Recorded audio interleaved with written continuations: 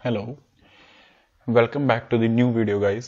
तो आज हम डिस्कस करने वाले हैं यहाँ पे 10th ऑफ दिसंबर से लेके 17th ऑफ दिसंबर तक के वीकली करंट अफेयर्स। तो पिछली वीडियो को आपने काफ़ी अच्छा रिस्पॉन्स दिया, तो उसके लिए आप सबका बहुत बहुत शुक्रिया। और ये हमारी इस वीक के करंट अफेयर्स रहने वाले हैं। इसमें जो इंपॉर्टेंट क्वेश्चन हैं उनको मैंने उठाया है और अच्छे से एक्सप्लेन किया है इसमें। तो पूरा देखिएगा इस वीडियो को, काफ़ी अच्छे से रहने वाली है, आपकी पूरी रिवीजन हो जाएगी वीक की। तो let's start with the first question. Recently, who has been elected as first woman president of Table Tennis Federation of India? तो आपको बताना है कौन यहाँ पे बनी है पहली women president of table tennis federation of India. तो आपके चार ऑप्शंस यहाँ पे ये रहे, नेहा अग्रवाल, श्रीजा खुला, अंकिता दास एंड मेघना अहलावत। तो आपका यहाँ पे जो सही आंसर है वो है मेघना अहलावत। मेघना अहलवात यहाँ पे बनी है पहली women president of table tennis federation of India. यहाँ पे आप पिक भी देख सकते हैं उनकी, मेघना अहलावत की पहली वुमेन प्रेसिडेंट बनी है ये टेबल टेनिस फेडरेशन की। अगर हम बात करें यहाँ पे table tennis federation of India की, तो ये फाउंड हुई थी यहाँ पे 1926 में, और इसका जो हेडक्वार्टर है वो है न्यू दिल्ली में। तो ये भी आप दो इंपॉर्टेंट इन्फॉर्मेशन है, इसको याद रखिएगा। और 8 time national champion Kamlesh Mehta जो है वो यहाँ पे बनी है new secretary general of table tennis federation of India. तो ये भी आप याद रखिएगा, काफी इंपॉर्टेंट हो जाता है ये। ओके, तो इनका नाम जरूर याद रखिएगा, मेघना Ahlawat, first women president of table tennis federation of India. Okay, तो चलते हैं नेक्स्ट क्वेश्चन की ओर। FAO has organized the opening ceremony of International Year of Millets 2023 in which city? तो आपको बताना है यहाँ पे फूड एंड एग्रीकल्चरल ऑर्गेनाइजेशन जो है, जिन्होंने यहाँ पे बेसिकली अनाउंस किया था इसी साल में कि 2023 जो है उसको हम इंटरनेशनल ईयर ऑफ मिलेट्स के रूप में मनाएंगे, बाजरा दिवस के रूप में मनाएंगे। तो आपको बताना है कि उसकी जो ओपनिंग सेरेमनी है वो कौन सी सिटी में होने वाली है। ओके, 2023 में। ये रहे आपके चार ऑप्शन यहाँ पे आपका जो सही उत्तर है वो है रोम। रोम इटली में होने वाली है यहाँ पे इसकी ओपनिंग सेरेमनी जो है, इसकी रोम इटली में होगी। और ये यहाँ पे आप पिक भी देख सकते हैं। एंड FAO की जो फुल फॉर्म है वो है फूड एंड एग्रीकल्चरल ऑर्गेनाइजेशन। इन्होंने अनाउंस किया था कि 2023 को हम बाजरा दिवस के रूप में मनाएंगे। बाजरा जो है एक बहुत ही अच्छी फसल होती है, इसको बहुत कम पानी की जरूरत पड़ती है, और इसको बेसिकली प्रमोट करने के लिए इन्होंने 2023 को एज अ बाजरा दिवस मनाने का फैसला किया है। और ये काफी अच्छा है, बेसिकली एक कदम भी है कि हम बाजरे का ज्यादा यूज करें। ओके, तो इसे याद रखिएगा, काफी इंपॉर्टेंट है ये। इसकी ओपनिंग सेरेमनी में प्राइम मिनिस्टर जो है हमारे नरेंद्र मोदी, उन्होंने यहाँ पे अपना मैसेज भी भेजा थ्रू सुश्री शोभा करंदलाजे। इन्होंने यहाँ पे बेसिकली मैसेज दिया वहां पे, जो नरेंद्र मोदी जी के द्वारा दिया गया था। ओके, इस ओपनिंग सेरेमनी में। तो इसे याद रखिएगा, काफी इंपॉर्टेंट है। चलते हैं नेक्स्ट क्वेश्चन की ओर।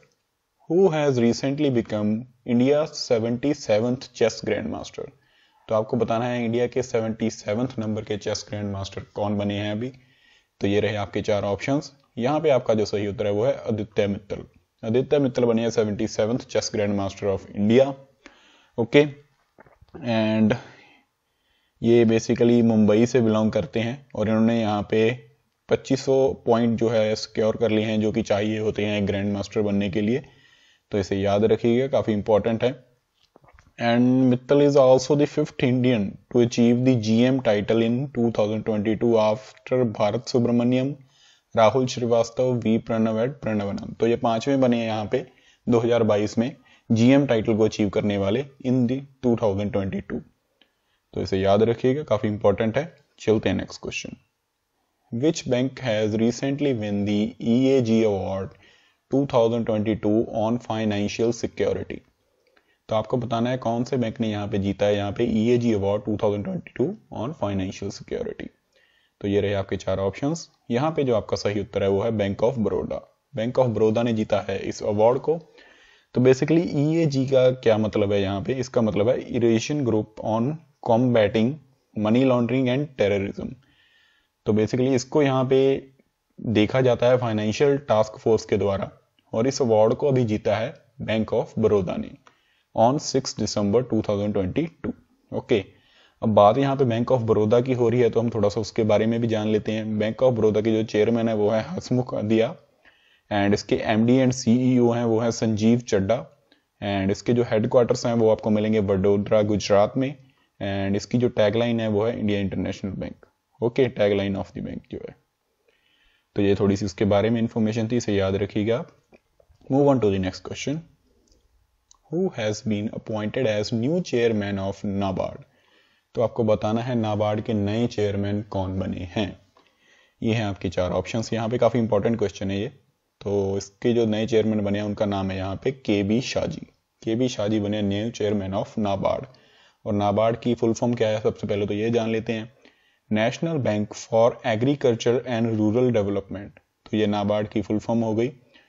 और अभी इसके जो नए चेयरमैन बने हैं वो बने हैं KB शाहजी। तो इसे भी आप जरूर याद रखिएगा। अगर KB शाहजी के बारे में हम थोड़ा सा जाने तो उन्होंने 26 साल बिताए हैं अपने कैनरा बैंक में। कैनरा बैंक जो है एक कॉर्पोरेट ऑफिस में, यहाँ पे उन्होंने 26 साल बिताए हैं। काफी एक्सपीरियंस्ड है इनको, और इसीलिए इनको अभी नाबार्ड का चेयरमैन भी बनाया गया है।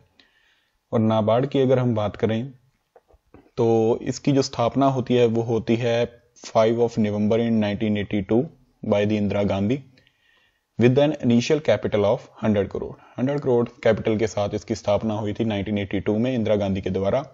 और अभी जो है इसकी कैपिटल यहाँ पे पहुंच गई है 17,080 करोड़ पे। ओके, ऑन दी 31 मार्च। तो ये भी आप याद रखिएगा, इसकी स्थापना 1982 में होगी थी इंदिरा गांधी के द्वारा। और अभी इसके चेयरमैन जो बने हैं वो बने हैं KB शाहजी। ओके, नाबार्ड की जो फुल फॉर्म है वो है national bank for agriculture and rural development. Okay, तो इसे याद रखिएगा। चलते हैं नेक्स्ट क्वेश्चन पे। Who has become the first transgender member of Municipal Corporation of India? तो MCD की अभी तक आपको काफी न्यूज में रहा है। MCD की जो चोन हुई थी वहां पे AAP का पार्टी जो कि आम आदमी पार्टी है उन्होंने यहाँ पे जीत हासिल की। पहले वहां पे BJP जीतती आ रही थी बहुत सारे सालों से, लेकिन इस बार इन्होंने यहाँ पे जीत प्राप्त की और वहां पे पहली ट्रांसजेंडर मेंबर बनी है। आपको उनका नाम बताना है, ये काफी इंपॉर्टेंट हो जाता है। ओके, तो आपके 4 ऑप्शन क्लियर है। यहाँ पे जो आपका सही उत्तर है वो है बॉबी। बॉबी जो बनी है पहली फर्स्ट ट्रांसजेंडर मेंबर बनी है MCD की। आप फोटो देख सकते हैं उनकी यहाँ पे। तो बेसिकली ये जहाँ पे जीती हैं वो वार्ड का जो नाम है वो सुल्तानपुरी A वार्ड से इन्होंने जीत प्राप्त की है। और इन्होंने अपने जो कैंडिडेट थे वरुणा ढाका उनको 6,714 वोट से डिफीट किया है। और इनका कहना है कि मैं अपनी जो विक्ट्री है अपने पीपल्स जो भी पीपलों ने मेरे लिए, बेसिकली जिन लोगों ने मेरे लिए मेहनत किया उनको डेडिकेट करती हूँ। और मैं अपने पूरे मन और श्रद्धा से इस वार्ड का बेसिकली काम करूंगी और इस वार्ड को अच्छा बनाऊंगी। तो बेसिकली ये इन्होंने मैसेज दिया और ये पहली ट्रांसजेंडर वुमेन बनी है MCD में इलेक्ट होने वाली। ओके, तो इसे याद रखिएगा। चलते हैं नेक्स्ट क्वेश्चन की ओर। Sorry guys. What is the rank of India in the recently released passport index 2022? तो आपको बताना है इंडिया की रैंक क्या रही है यहाँ पे पासपोर्ट इंडेक्स 2022 में। तो ये रहे आपके 4 ऑप्शन यहाँ पे जो आपका सही उत्तर है वो है 87th रैंक रही है इंडिया की यहाँ पे पासपोर्ट इंडेक्स 2022 में। एंड बेसिकली 3 एशियन नेशन जो हैं, basically Japan, Singapore and South Korea जो हैं, इन्होंने फर्स्ट 3 पोजीशंस हासिल की हैं इस इंडेक्स में। Japan is on first, Singapore is on second and South Korea is on third rank. And India जो है यहाँ पे 87th रैंक में है इस पासपोर्ट इंडेक्स में बेसिकली। तो जापान का पासपोर्ट जो है वो सबसे मजबूत पासपोर्ट है बेसिकली। अगर आपके पास जापान का पासपोर्ट है तो वो आप 193 कंट्रीज में फ्रीली एंट्री ले सकते हैं बेसिकली, ये आप इससे समझ सकते हैं। और साउथ कोरिया एंड सिंगापुर जो हैं वो 192 कंट्रीज में आपको फ्री एंट्री दिलवा सकते हैं। ओके, तो इसमें जो है बेसिकली पाकिस्तान का जो बात करें हम अगर जो है पासपोर्ट वो 4th वीक पासपोर्ट रहा है, इसमें worst passport in the world रहा है पाकिस्तान का जो है। तो ये भी आप याद रखिएगा, यहाँ पे लिखा हुआ भी है India's neighbouring country Pakistan reportedly has the 4th worst passport in the world. तो ये याद रखिए इंडिया की रैंक इसमें 87th रही है। जापान ने इसमें टॉप किया है, Singapore is on 2nd place and South Korea is on 3rd place. Okay, तो याद रखिएगा इसे। चलते हैं नेक्स्ट क्वेश्चन की ओर। Who has been appointed as the managing director of national dairy development board? तो आपको बताना है कि मैनेजिंग डायरेक्टर जो है वो किसको बनाया गया है नेशनल डेयरी डेवलपमेंट बोर्ड के। ओके, तो ये रहे आपके 4 ऑप्शंस।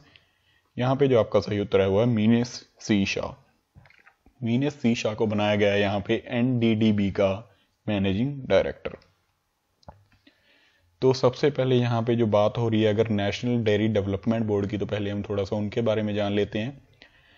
तो नेशनल डेयरी डेवलपमेंट बोर्ड जो है उसके हेडक्वार्टर्स जो हैं वो हैं गुजरात में, और इसकी स्थापना हुई थी 1965 में, और इसके जो फाउंडर थे वो थे वर्गीस कुरियन। ओके, तो ये तीनों काफ़ी इंपॉर्टेंट इन्फॉर्मेशन है, क्योंकि हम यहाँ पे एनडीडीबी के बारे में बात कर रहे हैं तो उसके बारे में भी जानना बहुत ज़रूरी है। और इसके अभी जो मैनेजिंग डायरेक्टर बने हैं नवंबर ऑफ 15 से, वो हैं मीनियस सी शाह। ओके, तो बेसिकली इसे काफ़ी याद रखिएगा, इंपॉर्टेंट हो जाता है इनका नाम। तो चलते हैं नेक्स्ट क्वेश्चन की ओर। Which Indian American has been given the president life time achievement award of America. तो आपको बताना है कौन से इंडियन अमेरिकन पर्सन है जिनको president life time achievement award मिला है अमेरिका का। तो ये रहे आपके चार ऑप्शंस यहाँ पे जो आपका सही उत्तर है वो है कृष्ण वावीलाला। कृष्ण वावीलाला को मिला है यहाँ पे president life time achievement award of America. यहाँ पे आप पिक भी देख सकते हैं उनकी। तो बेसिकली जो है जो बाइडेन के द्वारा ये अवार्ड दिया गया है यहाँ पे। Joe Biden has recognised Indian American long time Houstonian Krishna Vavilala with the presidential life time award. ये यूएसए का बेसिकली हाईएस्ट ऑनर अवार्ड है, इनको अभी ये दिया गया है। तो कृष्ण वावीलाला की अगर हम बात करें, ये ओरिजिनली आंध्र प्रदेश से बिलोंग करते हैं। ये रिटायर्ड इलेक्ट्रिकल इंजीनियर हैं एंड करंटली ये है फाउंडर एंड चेयरमैन है फाउंडेशन ऑफ इंडिया स्टडीज के। ओके, ये 16 year old non profit organisation है बेसिकली, और इसने यहाँ पे अभी अवार्ड भी जीता था। The Indo American oral history project जो है उसने यहाँ पे अवार्ड भी जीता था एक, जो इसी ऑर्गेनाइजेशन के द्वारा चलाया गया था। तो इसे भी आप याद रखिएगा, कृष्ण वावीलाला जिन्होंने अभी यहाँ पे अवार्ड जीता है, बेसिकली यूएसए का हाईएस्ट ऑनर अवार्ड जीता है यहाँ पे, presidential life time achievement award. याद रखिएगा, इनका नाम बहुत इंपॉर्टेंट है, ये आपको कहीं ना कहीं क्वेश्चंस में दिख जाएगा एग्जाम में, कृष्णा वावीलाला। ओके, तो याद रखिएगा इसे। चलते हैं नेक्स्ट क्वेश्चन की ओर। After which late leader the Goa international airport has been named as Mopa. तो आपको बताना है अभी कौन से लीडर थे जिनका वैसे निधन हो गया है, और अभी जो गोवा का इंटरनेशनल एयरपोर्ट है उसका नेम उनके नाम पे रखा गया है, बेसिकली मोपा। ओके, तो ये रहे आपके चार ऑप्शंस। यहाँ पे जो आपका सही उत्तर है वो है मनोहर पर्रिकर। मनोहर पर्रिकर के नाम पे रखा गया है गोवा के इंटरनेशनल एयरपोर्ट का नेम अभी। और बेसिकली ये लीडर थे गोवा से ही। इन नवंबर 2016 जो है पीएम मोदी हैं, उन्होंने यहाँ पे मोपा एयरपोर्ट की फाउंडेशन स्टोन रखी थी। एंड ये यहाँ पे बेसिकली जो है this will be the second airport in the state, and जो फर्स्ट एयरपोर्ट था उसका नाम था डबुलिम। ओके, अगर हम बात करें मनोहर पर्रिकर की, Manohar Parrikar was a towering leader of BJP. तो ये बेसिकली बीजेपी के लीडर थे in the Goa, and Goa के ये चीफ मिनिस्टर भी रहे हैं यहाँ पे फ्रॉम दी 2000 टू 2005, 2012 से 2014 तक, and then from 14 of March to the 2017 until his death in March 2019। तो मार्च 2019 में इनकी डेथ हो गई थी, और तब भी ये एज अ सीएम सर्व कर रहे थे वहाँ पे। ठीक है, और ये 3 बार यहाँ पे गोवा के सीएम बने हैं, बेसिकली से याद रखिएगा।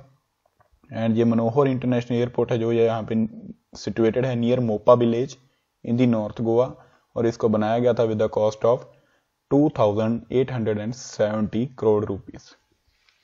बात यहाँ पे गोवा की हो रही है, तो गोवा के बारे में जान लेते हैं थोड़ा सा। गोवा की कैपिटल है पणजी, एंड गोवा के जो चीफ मिनिस्टर है वो है प्रमोद सावंत, एंड इसके जो गवर्नर है वो है श्रीधरन पिल्ला। तो काफी इंपॉर्टेंट है इनका नाम मनोहर पर्रिकर। मोपा एयरपोर्ट का नेम बदलकर अभी मनोहर इंटरनेशनल एयरपोर्ट रख दिया गया है, ये आप याद रखिएगा। मनोहर इंटरनेशनल एयरपोर्ट कर दिया गया है मोपा एयरपोर्ट का नाम। ओके, यहाँ पे आप इनकी पिक भी देख सकते हैं बेसिकली, और ये एयरपोर्ट है। ओके, तो याद रखिएगा, काफी इंपॉर्टेंट है ये। चलते हैं नेक्स्ट क्वेश्चन की ओर। Which country has successfully launched its first Chandrayaan Rashid recently? Sorry guys. आपको बताना है कौन सी कंट्री ने यहाँ पे अपना फर्स्ट चंद्रयान मिशन जो है राशिद, जिसका नाम है राशिद, उसको लॉन्च किया है। ओके, ये रहे आपके 4 ऑप्शंस। यहाँ पे जो आपका सही उत्तर है वो है यूएई। यूनाइटेड अरब अमीरात ने यहाँ पे अपना पहला चंद्रयान मिशन जिसका नाम है राशिद, उसको लॉन्च किया है। तो ये इनका बेसिकली फर्स्ट चंद्रयान मिशन रहने वाला है, एंड ये लॉन्च किया गया है basically from the Cape Canaveral space force station in Florida. Florida से इसको लॉन्च किया गया है एंड इसको जो बनाया गया था वो बनाया गया है बेसिकली दुबई के Mohammed bin Rashid space centre in the United Arab Emirates and it's being delivered by the, इसको यहाँ पे डिलीवर किया गया है स्पेस में with Hakuto R lander and जिसको इंजीनियरिंग किया गया है Japanese lunar exploration company ispace. तो बेसिकली इसको बनाया गया है यूएई में और इसको डिलीवर किया गया है जिस लैंडर के द्वारा, उसका नाम है हकुतो आर लैंडर। ओके, और जिसको बनाया गया था आई स्पेस कंपनी है एक जापान की, उसके द्वारा। ओके, तो इसे याद रखें 2023 में अराउंड अप्रैल में ये मून तक पहुंच जाएगा और ये यूएई का पहला मिशन है मून का, इसे याद रखिएगा। चलते हैं नेक्स्ट क्वेश्चन की ओर। Who has been honored with the 25th Shri Chandra Shekhara Saraswati national excellence award? तो आपको बताना है कि 25th Shri Chandra Shekharendra Saraswati national excellence award से किसको सम्मानित किया गया अभी। तो ये रहे हमारे चार ऑप्शन। यहाँ पे जो आपका सही उत्तर है वो है वेंकैया नायडू। वेंकैया नायडू जो कि हमारे फॉर्मर वाइस प्रेसिडेंट रह चुके हैं, उनको यहाँ पे 25th नंबर के सरस्वती नेशनल एमिनेंस अवार्ड से बेसिकली सम्मानित किया गया है। तो आप इनका नाम जरूर याद रखिएगा, फॉर्मर प्रेसिडेंट रह चुके हैं इंडिया के और अभी इनको यहाँ पे बेसिकली दिया गया है 25th number of Saraswati national eminence award. Okay, तो इसे याद रखिएगा। चलते हैं नेक्स्ट क्वेश्चन की ओर। In which state the first purple fest has been organised for people with disabilities? तो आपको बताना है कौन सी स्टेट में पहला पर्पल फेस्ट जिसको पर्टिकुलरली ऑर्गेनाइज किया गया है फॉर द डिसेबल पीपल। तो ये अपने तरह का इस तरह का पहला फेस्ट है। आपको बताना है कौन सी स्टेट में इसको ऑर्गेनाइज किया गया है बेसिकली। तो ये रहे आपके चार ऑप्शंस। यहाँ पे जो आपका सही उत्तर है वो है गोवा। गोवा में इसको ऑर्गेनाइज किया गया है अभी and Goa is set to host the much awaited purple fest celebrating diversity, first ever inclusive festival in the state for the person with disabilities. Okay, तो ये होने वाला है पणजी में जो कि कैपिटल है गोवा की, फ्रॉम 6 to 8 जनवरी 2023 में। ओके, और बहुत से लोगों ने इसके लिए रजिस्टर भी किया है और ये इस तरह का पहला फेस्ट है तो ये काफी इंपॉर्टेंट हो जाता है। ओके, नाम याद रखिएगा इसका पर्पल फेस्ट और ये हो रहा है for the people with disabilities and ये बेसिकली हो रहा है गोवा में। तो याद रखिएगा। चलते हैं नेक्स्ट क्वेश्चन की ओर। In which city first India global forum 2022 has been organised? तो आपको बताना है कौन सी सिटी में इंडिया का पहला ग्लोबल फोरम 2022 को ऑर्गेनाइज किया गया। कौन सी सिटी में ऑर्गेनाइज किया गया इसको? तो ये रहे आपके चार ऑप्शंस। यहाँ पे जो आपका सही उत्तर है वो दुबई। दुबई में यहाँ पे पहली बार इंडिया के द्वारा इस ग्लोबल फोरम 2022 का ऑर्गेनाइज किया गया है और आप जानते हैं कि यहाँ पे इंडिया ने 1 दिसंबर से जो है प्रेसिडेंसी ले ली है G20 की और उसके बाद ये पहला बेसिकली जो है फॉरम है। तो ये अभी हो रहा है दुबई में, तो इसे याद रखिएगा। एंड इसका जो बेसिकली उद्देश्य रहा है वो रहा है will also present opportunities for the businessman entrepreneurs of both countries to work together.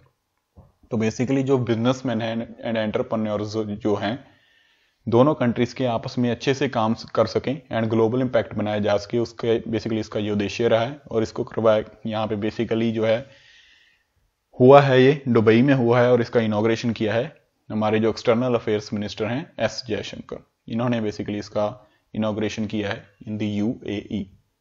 तो इसे याद रखिएगा। तो ये होने वाला है बेसिकली 12 दिसंबर से लेके 16 दिसंबर तक। ओके, इसे याद रखिएगा। चलते हैं नेक्स्ट क्वेश्चन की ओर। Which country has recently banned the purchase of cigarettes? तो आपको बताना है कौन सी कंट्री ने यहाँ पे सिगरेट्स खरीदने पे बेसिकली बैन लगा दिया है। तो ये रहे आपके चार ऑप्शंस। यहाँ पे जो आपका सही उत्तर है वो है न्यूजीलैंड। न्यूजीलैंड ने बेसिकली सिगरेट्स के परचेस पे बैन लगा दिया है अभी। तो बेसिकली जो भी लोग जो न्यूजीलैंड में रहते हैं वो जिनका जन्म जो है बेसिकली 2008 के बाद हुआ है वो यहाँ पे सिगरेट नहीं खरीद पाएंगे। ये बेसिकली न्यूजीलैंड ने शुरू किया है। तो अगर हम बात करें स्मोकिंग रेट की इन दी न्यूजीलैंड, वो बहुत ही लो है। वो है basically 8% adults are smoking on a daily basis. Basically जो 8% लोग हैं अडल्ट्स जो हैं वो बेसिकली स्मोकिंग करते हैं ऑन द डेली बेसिस। और ये इसको यहाँ पे बेसिकली स्टैटिस्टिक यहाँ पे लॉन्च की गई थी खुद न्यूजीलैंड के द्वारा इन दी नवंबर, और अभी न्यूजीलैंड इसको और कम करने पे बेसिकली वर्क कर रहा है और ये ऐसे बिल को लॉन्च करने वाला न्यूजीलैंड पहला देश बना है। ओके, अगर हम बात करें न्यूजीलैंड के हेल्थ मिनिस्टर, उनका नाम है आयशा बैरल, और बेसिकली न्यूजीलैंड के द्वारा इस एंटी स्मोकिंग लॉ को लॉन्च किया गया है एंड उन्होंने बैन लगा दिया है परचेस ऑफ सिगरेट्स। ओके, तो याद रखिएगा ऐसा करने वाला न्यूजीलैंड पहला देश है, इसलिए ये बहुत इंपॉर्टेंट बन जाता है। ओके, तो याद रखिएगा इसे। चलते हैं नेक्स्ट क्वेश्चन की ओर। Who has been elected as the president of cardiological society of India?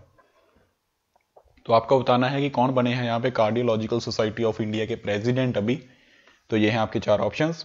यहाँ पे आपका जो सही उत्तर है वो है डॉक्टर पीसी रथ। डॉक्टर पीसी रथ जो है वो प्रेसिडेंट बने हैं कार्डियोलॉजिकल सोसाइटी ऑफ इंडिया के। यहाँ पे आप फोटो भी देख सकते हैं उनकी। तो ये यहाँ पे न्यू बने हैं, तो आप इनका नाम जरूर याद रखिएगा। अभी का ये आज या कल का ही क्वेश्चन है, ये काफी इंपॉर्टेंट है। अगर हम बात करें कार्डियोलॉजिकल सोसाइटी ऑफ इंडिया की, तो बेसिकली इनकी जो स्थापना हुई थी वो हुई थी 1948 में under the stewardship of Bharat Ratna doctor Vidhan Shankar Roy. यहाँ पे जो भारत रत्ना थे डॉक्टर विधान शंकर रॉय, उन्होंने यहाँ पे इसकी स्थापना की थी इन दी 1948। एंड इसके यहाँ पे 5000 से ज्यादा मेंबर हैं, और इनका नाम जरूर याद रखिएगा। इसकी स्थापना 1948 में हुई थी, और अभी जो है बेसिकली इसके जो प्रेसिडेंट बने हैं वो बने हैं doctor PC Rath. Okay, and cardiological society of India जो है बेसिकली ये अपना 75th ईयर सेलिब्रेट करेगी। 75th ईयर जो हो गया इनकी इनॉग्रेशन को, इसको सेलिब्रेट करेगी इन दिसंबर इन कोलकाता। ओके, इसे याद रखिएगा। चलते हैं नेक्स्ट क्वेश्चन की ओर। Which state government has been awarded for best practices in controlling disease like TB? तो आपको बताना है कौन सी स्टेट को अवार्ड किया गया है, क्योंकि उन्होंने बहुत अच्छे कदम उठाए हैं in controlling the disease TB. Okay, तो ये हैं आपके चार ऑप्शंस। यहाँ पे जो आपका सही उत्तर है वो है मेघालय। मेघालय गवर्नमेंट ने बहुत अच्छे कदम उठाए हैं टीबी को कम करने के लिए अपने देश में, और अभी उनको इसके लिए अवार्ड भी दिया गया है। एंड अभी हम बात करें बेसिकली, तो मेघालय की बात हो रही है, मेघालय को जो अवार्ड दिया गया है। तो मेघालय की कैपिटल जो है वो है शिलोंग। इसके जो चीफ मिनिस्टर हैं वो है कॉनराड कोंकल सांगमा, एंड इसके जो गवर्नर हैं वो हैं बीडी मिश्रा। ओके, और हम बात करें अगर हमारे जो प्राइम मिनिस्टर है नरेंद्र मोदी, उन्होंने यहाँ पे नेशनल टारगेट रखा है to eliminate the disease which affect more than 26 lakh Indians each year. तो उन्होंने टारगेट रहा है कि मोदी जी ने टारगेट रखा है कि 2025 तक हम अपने देश से इस बीमारी को खत्म कर देंगे, और हर साल हमारे यहाँ इस बीमारी से 26 लाख इंडियंस जो हैं बेसिकली अफेक्ट होते हैं, और 2025 तक हमने टारगेट रखा है कि इसको हम पूरी तरह से खत्म कर देंगे अपने देश से। ओके, और मेघालय इसके लिए बहुत अच्छे कदम उठा रहा है, इसलिए उनको बेसिकली अवार्ड दिया गया है। तो इसे याद रखिएगा, काफी इंपॉर्टेंट है। तो गाइस ये थे हमारे आज के वीकली करंट अफेयर्स, काफी इंपॉर्टेंट हैं जो इंपॉर्टेंट क्वेश्चंस मैंने उठाए। अगर आपकी कोई सजेशन रहेगी तो कमेंट्स में जरूर बताइएगा। ये हमारा इंस्टाग्राम पेज है, यहाँ पे मैं daily hand written current affairs भी डालता हूँ और एक्सप्लेनेशन वाले करंट अफेयर्स भी डालता हूँ। तो ये मैं डेली अपडेट करता हूँ यहाँ पे, और वीकली वीडियो जो है वो बेसिकली मैं यूट्यूब पे डालता हूँ, क्योंकि इससे आपकी भी रिवीजन हो जाती है सारे हफ्ते के करंट अफेयर्स की। तो अगर वीडियो अच्छी लगे तो लाइक कर दीजिएगा, चैनल को सब्सक्राइब कर दीजिएगा। Thank you very much.